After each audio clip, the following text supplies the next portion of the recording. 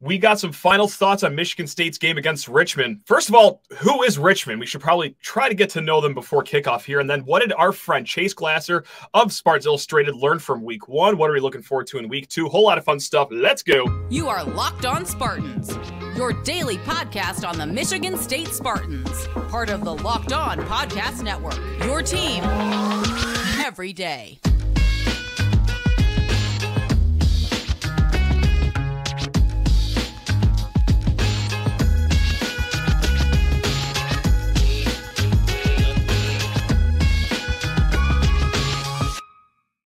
Download the Gametime app, create an account, and use code LOCKEDONCollege for $20 off of your first purchase. Spartan friends and Spartan family, welcome to another almost game day here in East Lansing. And thank you so much for choosing Locked On Spartans to guide you into this 3:30 afternoon kickoff against those Richmond Spiders. Now, it's not just going to be me spewing off my final thoughts before the game. No. We have a wonderful football mind, a friend of the podcast. It's Chase Glasser of Spartans Illustrated. Chase, 1 week in, how on earth you feel, my man? Oh, I'm feeling great. It's, weather's cooling down a little bit and life is good. Feeling great.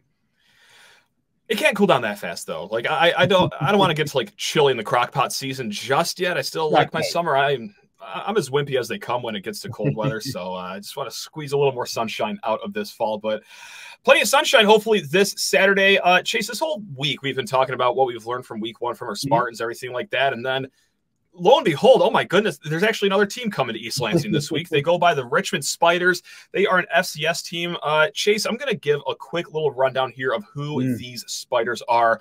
They enter the season ranked number 16 in the FCS coaches poll after a really strong 2022 campaign.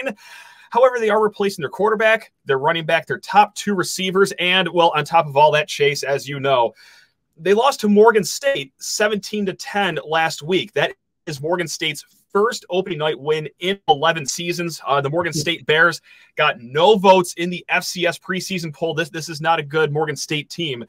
Richmond scored a touchdown in that game on their first drive and then did not score a touchdown the rest of the night. Shout out to Brad Salem. We saw that plenty in 2019. Richmond also had 4 turnovers. They gave up 5 sacks and 2.6 yards per carry.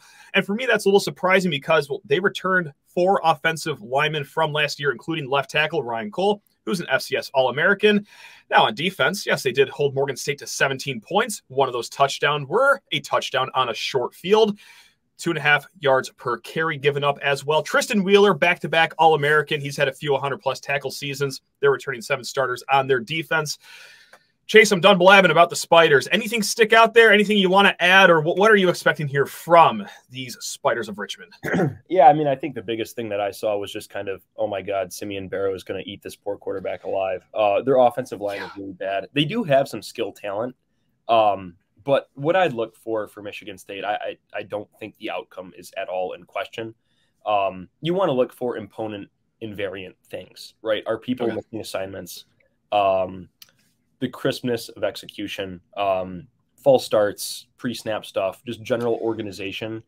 You want to look for a team to make that leap from week 1 to week 2, especially with a big game on deck next week. So you want to look for opponent invariant stuff. And we can get into a little bit of what we liked and didn't like about Central Michigan. But you just want to look for things that are translatable, not so much, oh, we're creaming this team. Just what individually are people where they're supposed to be? Is the offense making sense?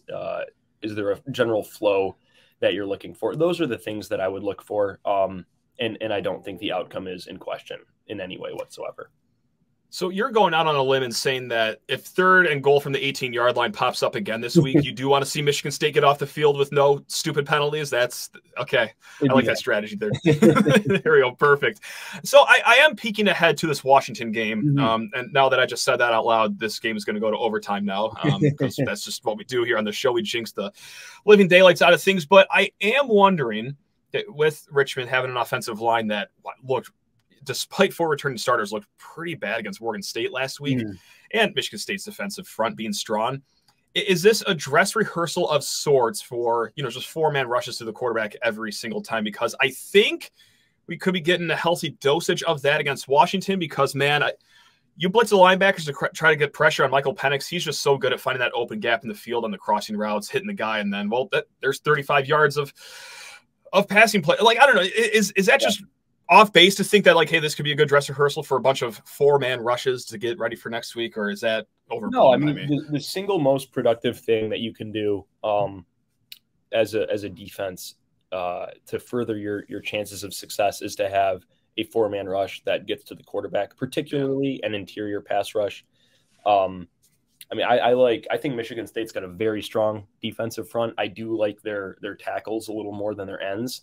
I mean, that was the recipe to beat Tom Brady, because he's the greatest quarterback to ever play the game. And Eli Manning has 2 rings because the Giants were able to get an interior pass rush. So whether it's a pick, it's a stunt, it's different things like that, a twist.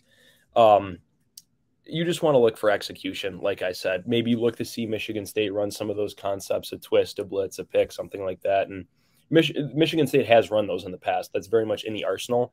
So yeah, I think certainly look to see them develop their concepts and make sure everything is in final form as much as it can be heading into that final game, or that next game against the final exam of the pre-conference season, we'll call it. Yeah, no, that's a great way to put it. And man, that's a lot quicker of a preseason than a lot of other teams have around the country. But hey, that's the games we schedule over here in East Lansing, for better or for worse. Stay tuned to see if it's the better or the worse part. So I've blabbed on and on this week about, my takeaways from week 1, the big observations. We talked with Will Hunter in depth about them as well. Chase, I got to know, at the top of your list of takeaways from this week 1 win against Central Michigan, what's up there? What's the headliner for your takeaways? Yeah, I mean, so we have a piece that should be dropping at the time of recording within the hour this Thursday about kind of the general scheme takeaways that I saw from the game. I think the biggest takeaways aren't anything kind of from a schematic perspective.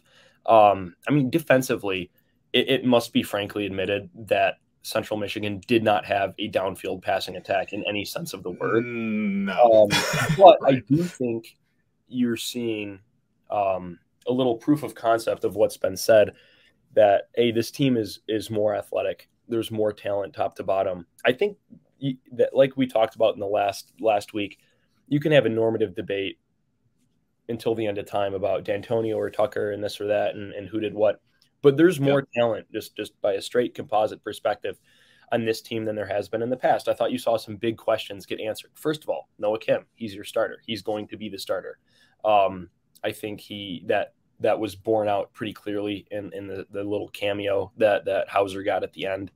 Dylan Tatum is your cornerback number 2. I always thought he projected a little more as a safety. Well, maybe more of a nickel, and he could always move there. But, okay, you've got Dylan Tatum. He was a guy I saw. He played close to the line of scrimmage pretty much all the time. So I know we had a pretty extensive discussion about pressing your corners and what does that mean and this and that. Well, I mean, that's probably as close as you're going to see. No matter whether he was aligned to the boundary or the field, he was a guy who was rolled up in coverage. He played an extremely physical game. So it's like, okay, you have a player there in your secondary. I like him. I thought he played really well, very physically. At safety, you saw some rotation. Mangum, I thought he played fine, was generally where he was supposed to be. He did get bit on that touchdown. You can watch. He false stepped. He went the wrong way. But that'll happen, right? Just kind of looking elsewhere in the secondary, I thought Malik Spencer was fine. And Amorian Smith, the guy who I just absolutely trashed, saying that he could not at all. They run a cornerback blitz from the boundary with Tatum. He rotates over and just sticks a guy. And I turned to Paul in the press box and I was like, I literally wrote about 500 words talking about how that guy did not tackle at all. And the third snap he's out there in the season just puts a guy in a total stick. So that was good to see. You got depth there. A lot more to come with our guy Chase Glasser of Spartans Illustrated. But first, this episode is brought to you by Nutrafol. Did you know that 80% of men will experience hair thinning in their lifetime? And I'm going to take a wild guess that percentage is a lot higher for football fans. And It's normal, all right? But it doesn't have to be your fate. You can get ahead of thinning with Nutrafol. Nutrafol, the #1 dermatologist recommended hair growth supplement, clinically shown to improve hair strength, visible thickness, and visible scalp coverage. Just go to Nutrafol.com/men to take their hair health wellness quiz, identify causes of your thinning hair, and Nutrafol will give you a personalized plan for better hair health through the whole body wellness. And it works. In a clinical study, 84% of men showed improvement in their hair after 6 months taking Nutrafol's men's hair growth supplements. So take that first step to visibly thicker, healthier hair. For a limited time, Nutrafol is offering our listeners $10 off their first month subscription and free shipping when you go to Nutrafol.com/men and enter promo code LOCKEDONCollege.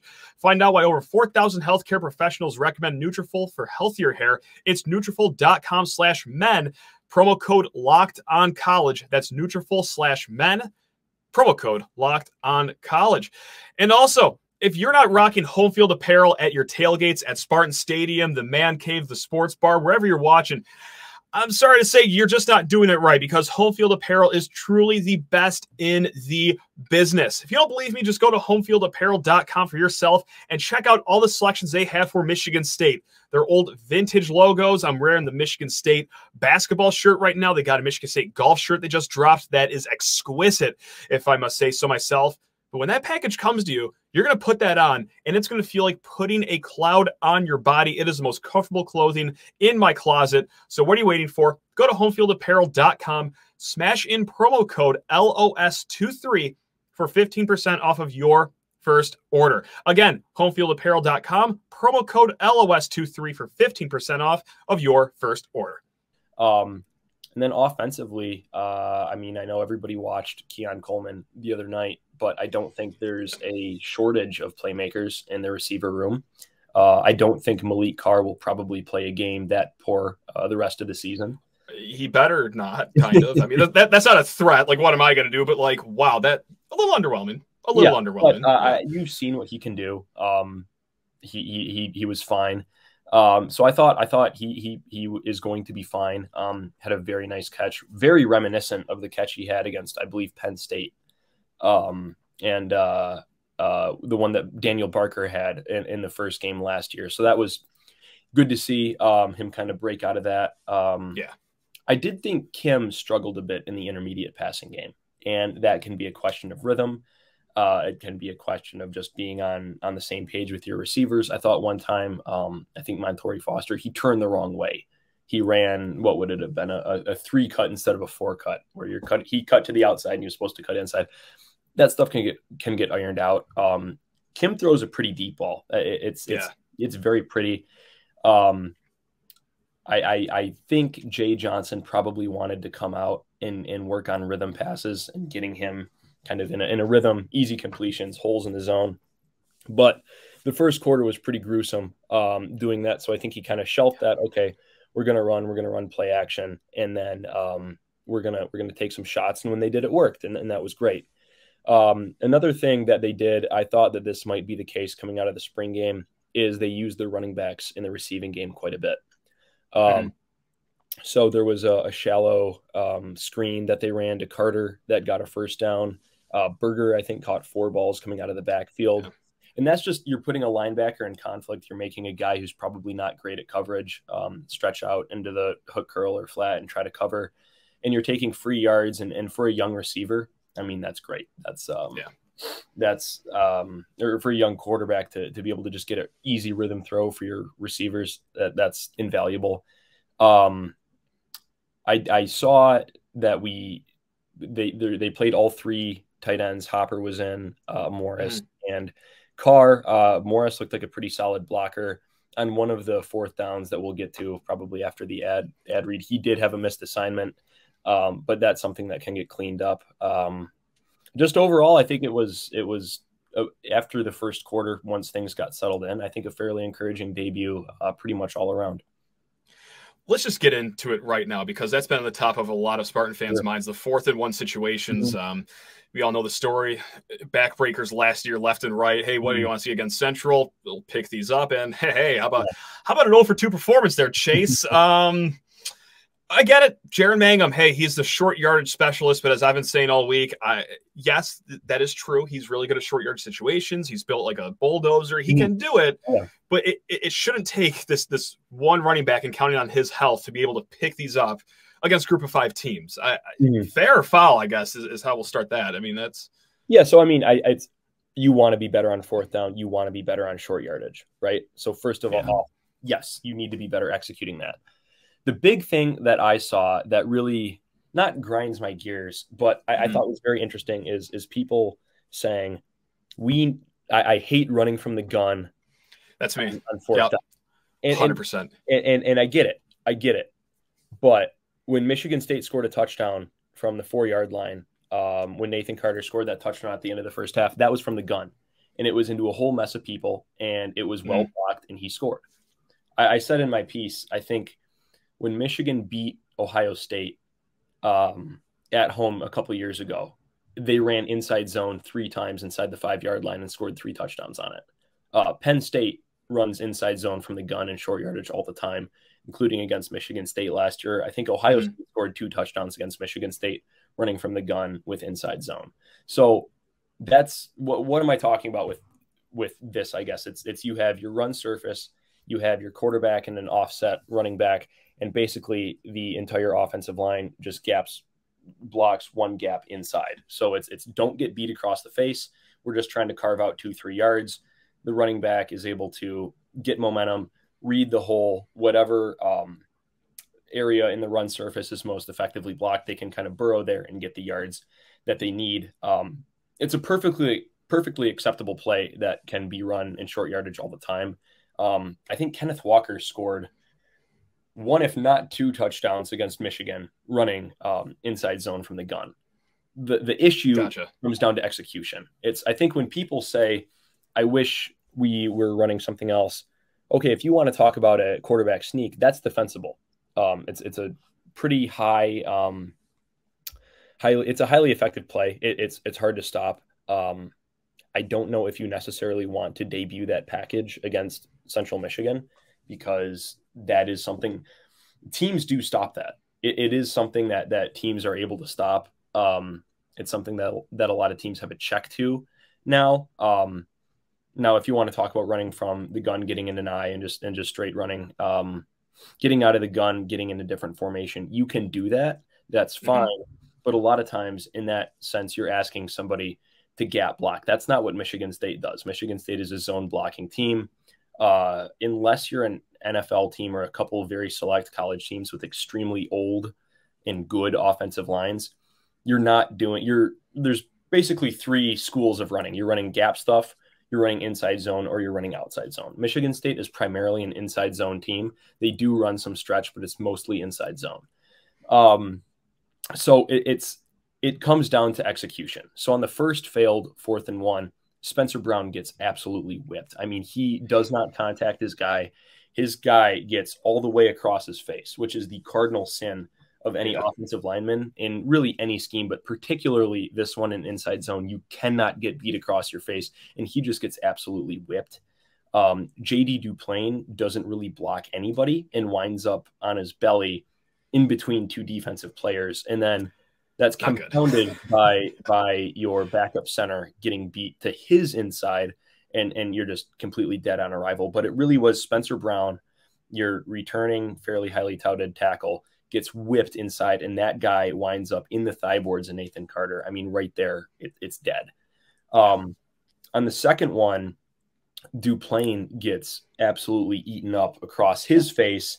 That guy is able to wrap up the back, and then Evan Morris misidentifies a linebacker. You can see 2 tight ends going for the same linebacker. Well, that leaves somebody free. And by the time he realizes his mistake and shifts over, that guy is able to come in and finish the play and prevent the back from getting a first down. So it's a perfectly defensible run play. People run it all the time for touchdowns, for first downs, for conversions. But if you do that, it needs to get executed better. And I think that you're probably going to see an offensive line from Michigan State that's maybe slightly worse than the 2021 offensive line, which is very good at pass blocking. Not going to give up a ton of pressure. Noah Kim had a clean pocket virtually all day.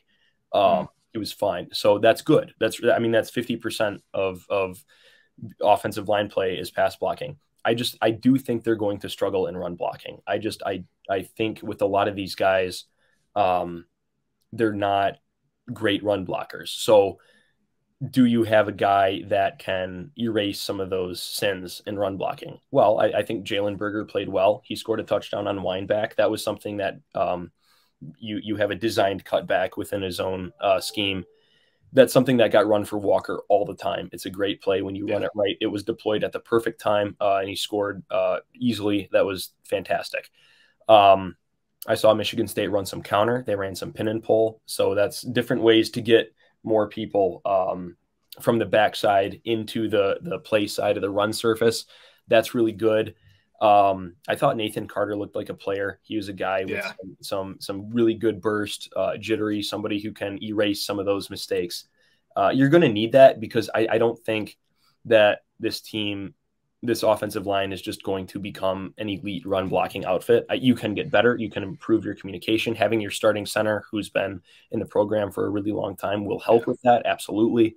But I don't know if the answer to, well, we're not a really good run blocking team is, okay, we're going to go power I and introduce gap blocking concepts. I don't know if that is the way to do it. I think you want to, whether it's tightening your splits, more coaching, there's a million little things you can do. If you want to fold a tackle in, if you want to have like a tight end insert, there's ways that you can stay within your same run blocking philosophy and then be better at the stuff that you do to get it where you need to be. So if you want to motion in split Carr out, motion him in and have him insert to help somebody out in inside zone, you can do that. You can fold somebody from the backside and move them in to a different spot in the run surface. There's different things that you can do.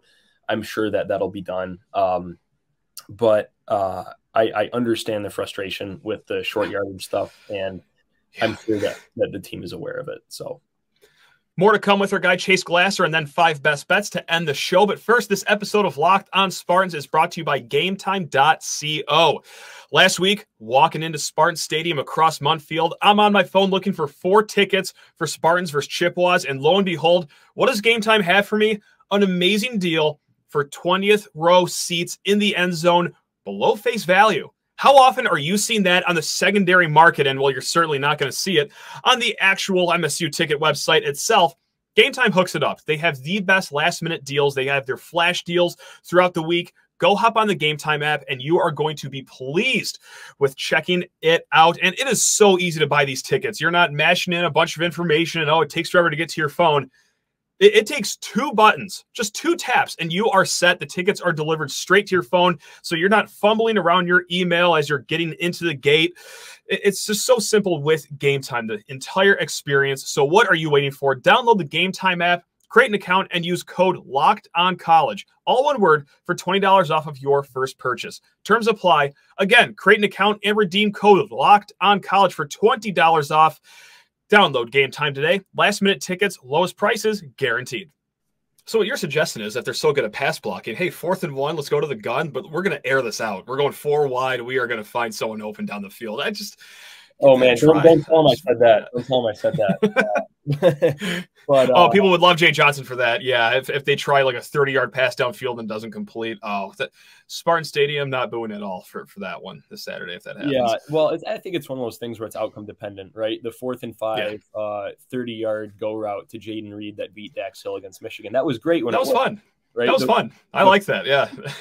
There's a 4th and 2 play action to Jaden Reed, I think, in the first quarter of that game. That was a big gain.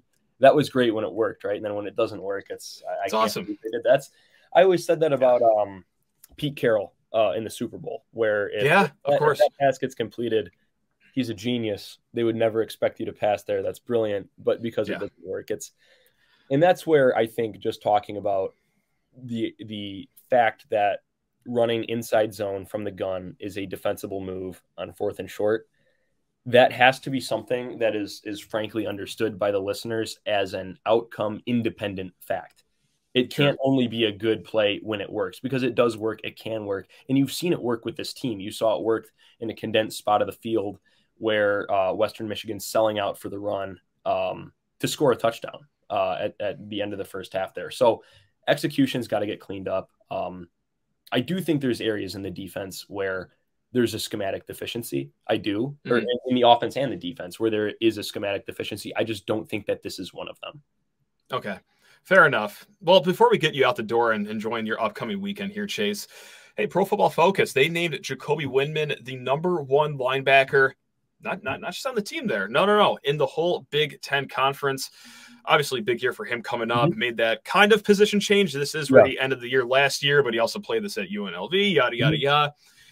Fair grade. I mean, because, look, we all know Jacoby Windman's good, but, like, did you love what you saw from him in that Week 1 game against Central Michigan? He played really well. Yeah, he was really good sideline to sideline. And that was kind of my question, is because we were using him as an edge rusher. He was being used. Right. Then he had to move back, and then he was just getting abused in coverage because he's playing about 25 pounds heavier than he should be. And it's just one of those things. I thought he looked great. He was physical. He had a good nose for the ball. I mean, he's a smart football player. Flowed really well side to side. Yeah, I thought he played great. I think him and Halliday, they are what they are. I think Windman is definitely going to be a step up than some of the players at that position, just as far as having a nose for the football and football IQ. All possible respect to Ben Van Sumeren. I just think Windman is a little more natural of a linebacker for what they're asking him to do. I also thought Aaron Brule looked pretty good. There was one point down. It was on the possession in the first quarter where Central almost scored. I think it was their first crack inside the 10. Central basically ran what looked like just a speed option, but I think it was just straight up quarterback power all the way. And they ran it right at him. And Brule was doubled. He split a double and was able to make a play on the quarterback. It was a really good play. I thought there was a number of times where he had a nose for the ball and showed up in a big moment. So I think you saw from the defense a lot of good stuff. You're going to need it going into after this game, as you get into a big out of conference game and into conference play. You're going to need that front six, front seven to be really good. And I think you certainly have that proof of concept there through one game. So. There we go. And Chase, the next time we talk to you will be before that big Washington game. But until then, man, hey, enjoy the weekend. Hope you enjoy the Spartans. Hope you enjoy any other football, because it's a really good slate this week across the whole nation. A lot of great just home underdogs galore, which is a spoiler of something that we will get to here in a hot second with our 5 best bets. But first, hey, just got to say goodbye to Chase. You're the man. Spartans Illustrated. Go subscribe. Go follow Chase's work. You're the man, Chase. Thanks a lot for coming on. All righty. Take care. Huge thanks to our guy Chase, as always, for hopping on. Go check out his work at SpartansIllustrated.com, and also the work of plenty other great writers there as well. We're going to get into 5 best bets to get you into the weekend here. And the theme for this week's 5 best bets, everyone, is bravery. All right. I need everyone to just close their eyes, hold each other's hands, and let's just run into the fire together, because there's a lot of disgusting lines out there, and we are going to zig across every one of those zags. All right, this is a tweet from Ben Fox.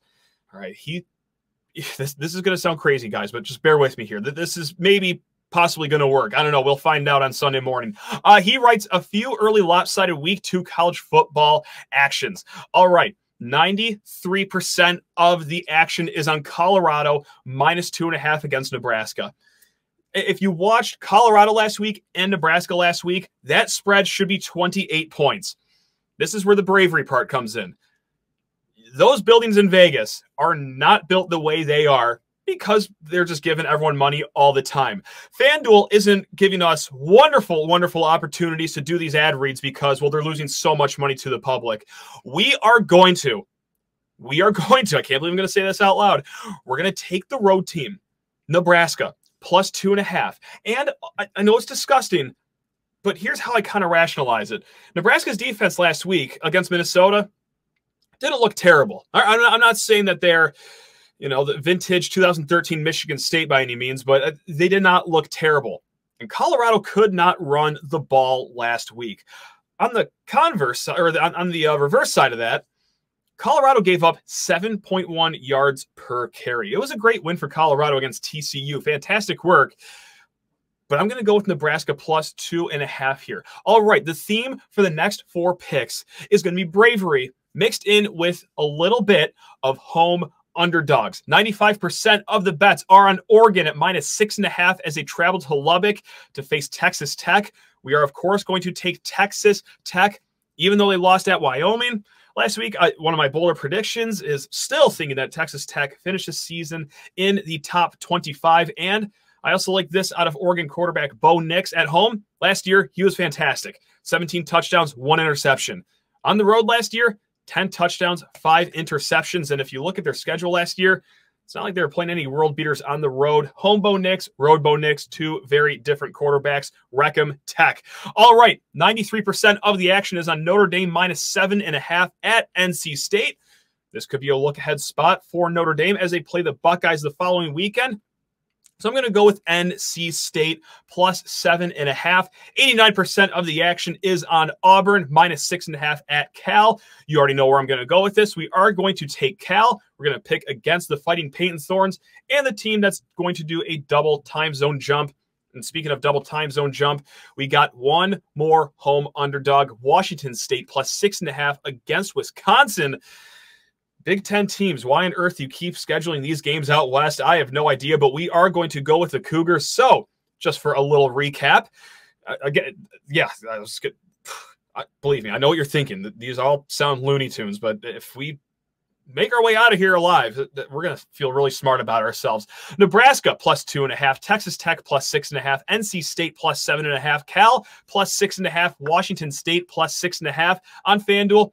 $5 in a parlay to win $123.60. So far for the season, we're exactly at 500 for 5 best bets. We are 5-5 on the year. Went 3-2 last week. Thank you, Penn State, for that lovely cover with 5 seconds left. But hey, if you're going to bet, do it responsibly and do it with FanDuel, America's #1 sports book. Until then, gang, if you're going to the game, enjoy your lovely afternoon in East Lansing. Or if you're going to be like me, just watching from the couch, hey, let's have a good weekend with that as well. We will see you guys with a post-game show after the game on Saturday. Until then, love you all. Go Green.